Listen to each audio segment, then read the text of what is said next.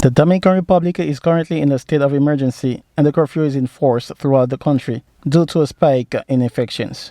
The country received 54,105 tourists in July, the month in which international borders were reopened, representing a drop of 88.5% compared to the same period last year, the central bank reported Tuesday. If the trips of Dominicans residing abroad are taken into account, the decrease in tourism is 77.1% in July, with a total of 135,163 passengers in the month. In the accumulated of the year, 1.5 million non-resident tourists arrived, which represents a drop of 63.3% compared to the same period in 2019. The Dominican Republic, a country whose economy depends largely on tourism, kept its borders closed due to the pandemic between March 19th and June 30th.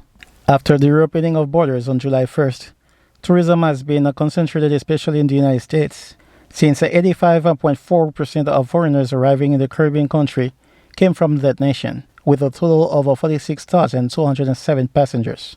It is followed by travelers from Puerto Rico, a total of 1,856 passengers, and Spain, with 1,709 tourists in the month.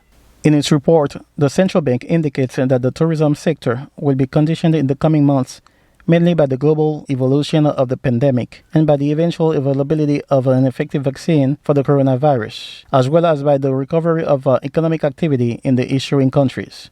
COVID-19 has rebounded as a result of the reopening of the economy and the agglomeration that occurred in the rallies prior to the presidential and the legislative elections held on July 5th.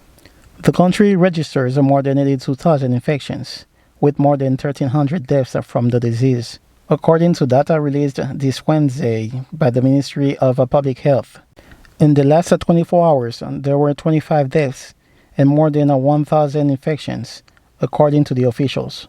The Dominican government accepts tourists from all countries, although it requires that they present a negative PCR test carried out 5 days before the trip, or failing that, it requires a rapid test upon arrival at the airport.